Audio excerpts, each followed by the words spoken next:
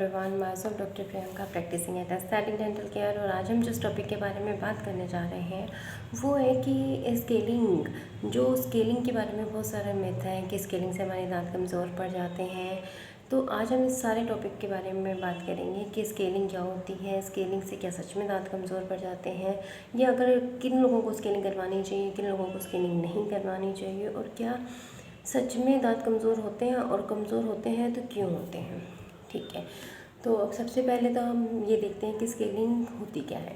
देखिए क्या होता है कि हम जो भी हमारे इंडियन डेंटल एसोसिएशन है वो भी कहती है कि हमें कम से कम साल भर में एक बार स्केलिंग करवानी चाहिए।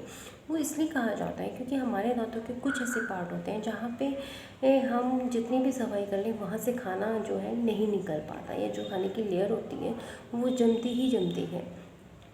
तो या देखिए, एक जो ये वाला पोर्शन होता है दांतों के पीछे वाला जो पोर्शन होता है स्पेसिफिकली नीचे वाले दांतों का, तो ये वाला पोर्शन ना किसी भी ब्रश से ढंग से क्लीन नहीं होता। और यहाँ पे पेशेंट को most of the patient 98% patient को यहाँ पे कैलकुलस डिपॉजिट्स होते हैं, पत्थर जैसे मटेरियल होते हैं। जो हमारी गंदगी होती है वो पत्थर जैसे मटेरियल में चेंज हो चुकी होती है, वो मिलते हैं, और वो साफ सफाई वहाँ पे से नहीं हो पाई जाती। और कुछ लोग होते हैं जिनके दांत टेढ़े मेढ़े होते हैं, तो वो भी अगर ब्रश से क्लीनिंग करते हैं तो उनके दांत जो है पूरी तरीके से साफ़ नहीं हो पाते।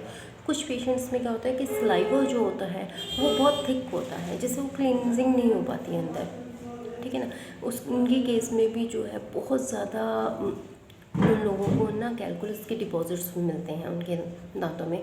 वो ब्रश बहुत अच्छे से कर रहे होते हैं, सफाई का पूरा ध्यान रख रहे होते हैं, स्टिल उनके में हेरिडिटी ही कुछ ऐसी है, अंदर का जो उनका सलाइवा है या उनके दांतों की कंपोजिशन ही ऐसी होती है कि मतलब उनके पास गंदगी अपने आप दांतों के पास जाती हुई है और बहुत ज़्यादा चिपकती हुई है, और वो कैलकुलस वो पत्थर लाइक मटीरियल के अंदर चेंज भी हो जाती है। तो जो पत्थर लाइक मटीरियल बन जाता है वो किसी भी ब्रश से नहीं हटता है, इसीलिए हमें प्रोफेशनल क्लीनिंग करवानी होती है, जिसे हम स्केलिंग बोलते हैं। अब क्या होता है स्केलिंग के अंदर, अब एक मिथ आ जाता है कि स्केलिंग से जो है दांत कमज़ोर हो जाते हैं। तो देखिए, जनरली पेशेंट्स में स्केलिंग के बाद दांत बिल्कुल भी कमज़ोर नहीं होते। स्केलिंग के बाद क्या होता है, दांतों की सफाई हो जाती है, एक बार हल्की सी स्पेसिंग ज़रूर आती है, पर वो 10 से 15 दिन के अंदर ही एक जेल दिया जाता है, उससे वो दोबारा से ठीक हो जाती है और पेशेंट को कोई प्रॉब्लम नहीं होती। इवन उसके दांत जो होते हैं वो पहले से ज़्यादा मजबूत हो जाते हैं, क्योंकि जब गंदगी ही नहीं रहेगी तो फिर दांत अच्छे ही रहेंगे। और अगर गंदगी आप रखेंगे अपने दांतों में तो वो क्या करती हैं कि वो नीचे नीचे हड्डी को गलाती रहती हैं, क्योंकि उसमें परमानेंट सोर्स होता है वो बैक्टीरिया के डिपॉजिट्स का। तो वहाँ पे हमेशा बैक्टीरिया मिलेंगे, जहाँ कैलकुलस है वहाँ वो बैक्टीरिया से लोडेड है वो एरिया। तो वो क्या करता है, नीचे जा कर के आपकी हड्डियों को गलाता रहता है। इसीलिए वो पायरिया जो होता है वो उन्हीं लोगों को होता है जिनके अंदर गंदगी जमा हुई होती है। इसलिए, और जब भी हम प्रोफेशनल क्लीनिंग करते हैं तो हम एक स्केलर का यूज़ करते हैं। जो स्केलर होता है वो वाइब्रेटिव मोशंस के ऊपर काम करता है, वहाँ पे कोई कटिंग नहीं होती, कुछ भी नहीं होता। तो आपके दांतों की कोई ऊपर की परत हटाई नहीं जाती है, सिर्फ वाइब्रेशन से वो क्लीनिंग होती है, जिसके अंदर आपके दांतों को कोई नुकसान नहीं होता। हाँ, वाइब्रेशन के कारण हो सकता है कि जैसे कि आपके ऊपर की जब एक लेयर हटती है तो हल्की सी सेंसिटिविटी किसी किसी पेशेंट को फील हो सकती है। उसके लिए आप कोई भी सेंसिटिविटी वाला टूथपेस्ट ले सकते हैं, लाइक थर्मोसिल आ रहे हैं। अगर आप 7 दिन तक भी कंटिन्यू करते हैं स्केलिंग के बाद तो आपको वो प्रॉब्लम भी नहीं होती है।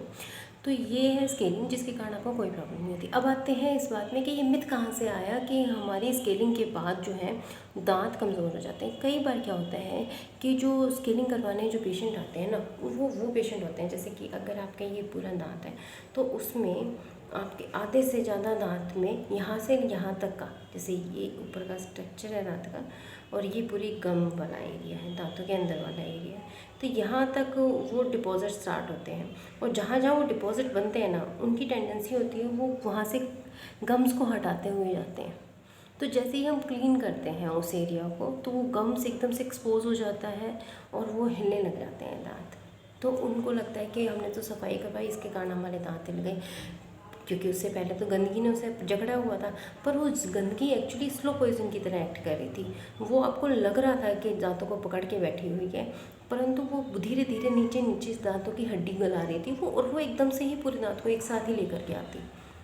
पर अगर आप बहुत थोड़ी अच्छी स्टेज पे आ जाते हैं, जैसे कि डिपॉजिट्स होते हैं, गम्स जो हैं वो थोड़े लॉस हुए होते हैं, क्लास 1 तक आ जाते हैं, क्लास 2 तक आ जाते हैं, तो उन गम्स को रिपेयर किया जा सकता है, ठीक है ना। तो दांत हिलते भी हैं तो भी ठीक हो जाते हैं। पर अगर आप क्लास 3 स्टेज के ऊपर आ रहे हो बाय या फिर क्लास 4 की स्टेज, जिसमें मतलब हड्डी बहुत ज़्यादा गल चुकी है, तो उसमें सफाई करते हैं तो वो दांत हिलने लग जाते हैं। तो जनरली जो डेंटिस्ट होते हैं वो अपने पेशेंट को पहले ही बता देते हैं कि भाई आपके हम अगर क्लीनिंग करते हैं तो आपके दांत हिल सकते हैं। तो परंतु जो हड्डी अगर किसी भी कंडीशन के अंदर अगर आप दांतों में गंदगी रखेंगे तो डेफिनेटली वो तो आपको ज़्यादा हार्म करेगी एज़ कम्पेयर के, मतलब ठीक है अगर आप बहुत लेट स्टेज पे भी आ गए तो भी हल्का सी हिलने लगेगा, तो उसके अंदर भी डेंटिस्ट के पास बहुत अच्छे अच्छे सॉल्यूशंस होते हैं। पीछे की कंपोजिट का एक बैंड बना करके वो आपके दांतों को काफ़ी साल तक मजबूत करके रख सकते हैं। परंतु अगर आपने सफाई ही नहीं करवाई तो वो तो ये इस बात की तो 100% श्योरिटी है कि वो हड्डी गल भी रही है और वो गलते गलते वो दांत आपका एकदम से ही हाथ में आएगा, कि एकदम से बस वो निकल जाएगा किसी दिन, और आप कहेंगे कि ओ ये तो दांत पूरी उसके साथ आ गया, पूरा दांत भी बना हुआ और दांत हाथ में। ऐसा बहुत सारे लोगों के साथ होता है जिनको पायरिया होता है। तो ठीक है, दैट्स इट, आज के वीडियो में इतना ही। Thank you so much for watching this.